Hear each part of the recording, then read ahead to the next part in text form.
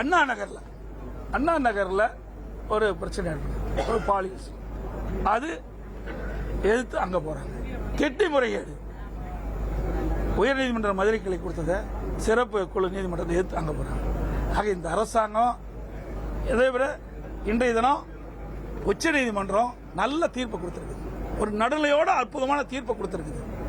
ஏன்னா மக்களுக்கிடையே சந்தேகத்தை போற்பது ஒரு நடுநிலையோடு இருக்கின்ற ஒரு ஏஜென்சி விசாரிக்க வேண்டும் என்ற அடிப்படையில் இன்றைக்கு உச்சநீதிமன்றம் சிபிஐ விசாரணைக்கு மேற்கொள்ள வேண்டும்.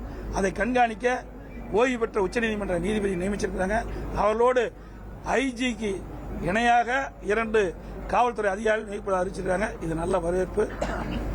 ஆக இந்த நிகழ்வை பொறுத்தவரைக்கும், கரூர் நிகழ்வை பொறுத்த வரைக்கும் அரசனுடைய அலட்சியம், அதோட எதிர்க்கட்சி என்ற முறையில் முழுமையான பாதுகாப்பு கொடுக்காத காரணம், அடுத்தது காவல்துறை முழுமையான பாதுகாப்பு கொடுக்காத காரணத்தினால 41 உயிர்கள் இழந்ததற்கு இந்த அரசு தான் பொறுப்பு. முதலமைச்சர் சொல்றாரு உள்ள இந்த சம்பவத்தை கரூர் விவகாரத்தை நாங்க அரசியல் பண்ண விரும்பல அப்படின்னு சொல்றாரு. ஆனா நீங்க திட்டமிட்டே நடந்திருக்க ஒரு சந்தேகங்களுக்கு ஒரு கடுமையான குற்றச்சாட்டை, இது அரசியல் நான் ஏதாவது பேசுனா நடைபெற்ற சம்பவம். இதே முதலமைச்சர் சொல்றார், தமிழக உறவுன்னு சொல்றார். என்ன அந்த உணர்வோடு தான் நானும் பேசினேன். இன்றைக்கு அவர் சொல்லும்போது முதலமைச்சர் ஒரு கருத்து சொல்றார், இந்த சம்பவத்தில் உயிரிழந்தவர்கள் எந்த கட்சியை சார்ந்தவர்களாக இருந்தாலும் என்னை பொறுத்தவரையில் அவர்கள் நம்முடைய தமிழ் உறவு. அந்த உணர்வோடு தான் நான் பேசுறேன், எங்கேயுமே அரசியல் பேசுறேன். இந்த சம்பவம் நடைபெற்ற அடுத்த நாள் காலையில் 27 நடக்குது, 27/9/2025 நடக்குது. நான் 28/9/2025 நேரடியாக மருத்துவமனைக்கு போய் அங்கே இறந்தவர்களுக்கு அஞ்சலி செலுத்திவிட்டு பாதிக்கப்பட்ட காயமடைந்தவர்களை நான் நேரடி ஆறு சொன்னேன். அப்போ பேட்டி கொடுக்கும்போது என்ன எந்த அரசியல் என்ன உண்மை தெரிந்த பிறகு நாம் செய்தியாளர் சந்தித்து விவரங்களை தெரிவிக்கலாம் என்று தான் தெரிவித்தேன். இன்று வரைக்கும் அரசியல். ஆனால் இன்றைய முதலமைச்சர் 0 அவரில் பிரதான எதிர்க்கட்சி கரூர் சம்பவம் குறித்து பேசிய பிறகு அவர் அதுக்கு பதில் சொல்லியிருந்தா பரவாயில்ல. ஆனா எனக்கு அந்த வாய்ப்பை கொடுக்க மறுத்துவிட்டு ஆளுங்கட்சி சேர்ந்த முதலமைச்சர் அவர்கள் இந்த நாங்கள் என்னென்னலாம் செஞ்சோம்னு தெரிவிக்கிறார். ஏன் இந்த பயம், ஏன் இந்த பதட்டம்? அப்ப இது ஏதோ ஒரு உள்நோக்கம் இருப்பதாக கருதப்படுகிறது, சந்தேகம் ஏற்படுகிறது. ஏன்னா ஒவ்வொரு முறையும் பிரதான எதிர்க்கட்சி இன்னைக்கு தொடர்ந்து பாருங்க, எந்த ஆட்சியா இருந்தாலும் பிரதான எதிர்க்கட்சி அந்த நடந்த சம்பவம் குறித்து அரசுடைய கவனத்துக்கு கொண்டாடும், அரசு அதுக்கு பதிலளிக்கணும். ஆனா இன்னைக்கு பிரதான எதிர்க்கட்சி கரூர் சம்பவம் குறித்து 56 விதியின் கீழ் பொது முக்கியம் வாய்ந்த நிகழ்வு குறித்து பிற அலுவலை ஒத்தி வைத்து விவாதிக்க வேண்டும் என்று கேட்கின்ற பொழுது அதுக்கு மாறாக ஆளுங்கட்சி முதல்வர்கள் என்னென்ன செய்து கொடுத்தா, ஆக இதில் ஏதோ இருப்பதாகத்தான் சந்தேகம் இருக்கின்றது.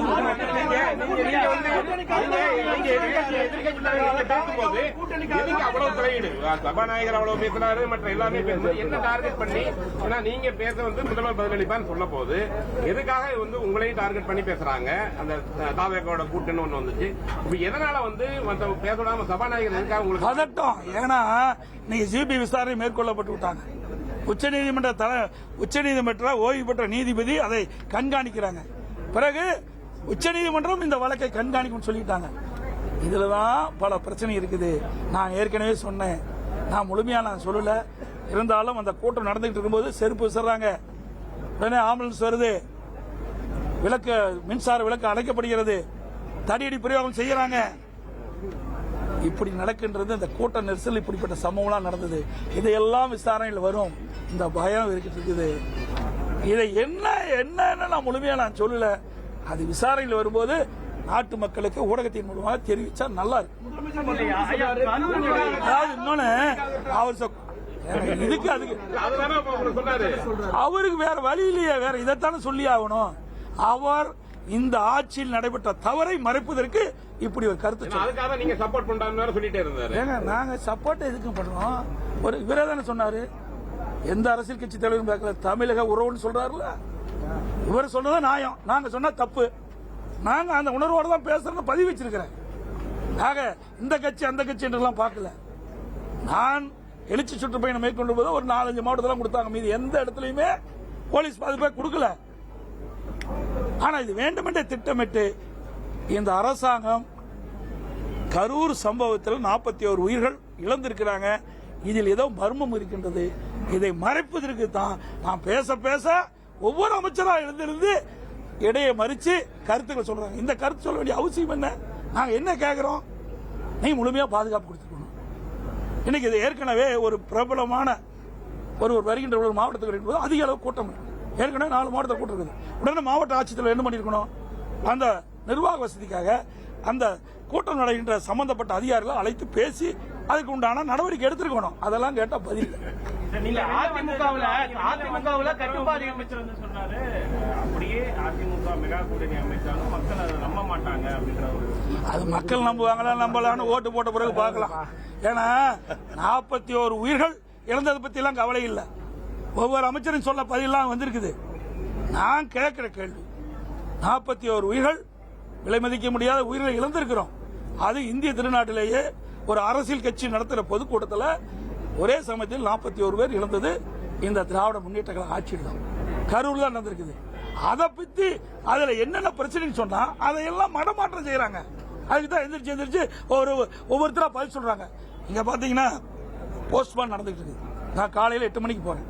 உடலாம் வந்தாங்க. அப்ப அந்த பிராத பரிசோதனை செஞ்ச உடல் எல்லாம் எடுத்துட்டு போறதுக்கு ஆம்புலன்ஸ் நிற்குது. அதுல என்ன?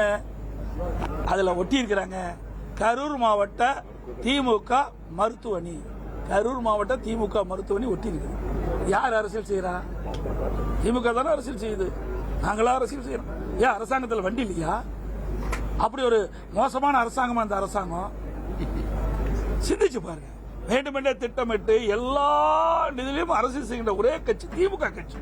நாங்க எந்த இடத்துலயுமே அரசியல் குறிப்பிட்டு பேசலையே. நான் இதுவரைக்கும் பேட்டி கொடுத்ததும் சரி, அறிக்கை விட்டதும் சரி, சட்டமன்றத்தில் பேசுனதும் சரி, நடுநிலையோட தான் பேசுறேன். பாதிக்கப்பட்ட மக்கள் தமிழ்நாட்டு மக்கள். அந்த மக்களுக்கு நீதி கிடைக்க வேண்டும். இது எதனால் ஏற்பட்டது அதை கண்டுபிடித்து இந்த அரசு நடவடிக்கை எடுக்க வேண்டும். அதான் நாங்க சொல்றோம். ஆனா தாவேக்காவுல கட்டுப்பாடு இல்ல. கட்டுப்பாடு இல்லாத விபத்துக்கான காரணம் 7 மணி நேரம் தாமதம் சொல்லி விளக்கம் கொடுக்குறாரு. எல்லாம் சிந்திச்சு பாருங்க. 4 இடத்துல கூட்டம் நடந்தது. 4 இடத்துல இதே திமுக ஆட்சி தான். திருச்சி அப்ப என்ன நடந்தது? அரியலூர் எப்படி நடந்தது? நாகப்பட்டினம் எப்படி நடந்தது? திருவாரூர் எப்படி நடந்தது? அப்பெல்லாம் இந்த அரசாங்கம் என்ன கும்பகர்ணம் தூங்கிட்டு இருந்ததா? சிந்திங்க. ஒரு அரசு தான் எல்லா பொறுப்பும். ஒரு அரசு தான் ஒரு கூட்டத்துக்கு தக்க பாதுகாப்பு கொடுக்க வேண்டும். அதில் ஏதாவது குறைபாடு இருந்தா அந்த கட்சி தலைவர் குறைச்சு இப்படி இருக்குது சரி செய்யுங்க சொல்ல வேணும். அப்புறம் மாவட்ட நிர்வாகம் இப்படி பல இடத்துல நடந்திருக்குது. இப்படிப்பட்ட கூட்டம் கூடுது. இதற்கு எப்படிலாம் நடைமுறை பின்பற்ற வேண்டும் என்ற கூட்டத்தை எல்லாம் எதுவுமே கூட்டலையே, எதுவுமே செய்யலையே. நிகழ்வு நடந்து விட்டது. இந்த நிகழ்வை மறைப்பதற்கு இந்த அரசாங்கம் ஏதாவது ஒரு நாடகத்தை அரங்கேற்றிட்டு உடற்கூறு ஆய்வு பண்ணும்போது எதனால சீக்கிரம் பண்ணு சொன்னது வந்து பிரீசர் பாக்ஸ் இல்ல அப்படின்னு மெயினா வந்து அந்த உள்ள வந்து குளிரூட்டப்பட்ட எவ்வளவுதான் வந்து ஒரு மருத்துவமனையில நவீனமாக்கப்பட்ட மருத்துவமனையில எவ்வளவுதான் இருந்தது அதை பத்தி ஏதாவது சொன்னாங்களா? ஏங்க இவ்வளவு மருத்துவர் அழைக்கிறேன்னு சொல்றீங்க. குளிர்சாதன பெட்டி இந்த அரசாங்கம் நினைச்சா வராதா? ராத்திரியா மீட்டிங் போடுறீங்க. ராத்திரி என்ன மக்கள் என்ன தமிழ்நாட்டு மக்கள் ஒன்னும் தெரியாதவங்களா? எல்லாம் சிந்திச்சு பாருங்க. எவ்வளவு டாக்டர் வரவழைக்கிறீங்க. இந்த குளிர்சாதன பெட்டிய ஒரு 41 பெட்டி வரவழைக்க முடியாதா? கரூர்லயே 10-15 இருக்கும். பக்கத்துல எல்லா நகரமும் இருக்குது. நாமக்கல் இருக்குது, பக்கத்துல திருச்சி இருக்குது. எவ்வளவு வந்து குளிர்சாதன பெட்டியும் வரவழைக்கலாம். ஆனா ஏதாவது ஒரு சாக்கு போக்கு சொல்லி அதுக்கு சமாதானப்படுத்துறாங்க. உங்கள் தந்திவன் தொலைக்காட்சியில் கணபதியே வருவாய் தினமும் காலை 7 மணிக்கு காண தவறாதீர்கள்.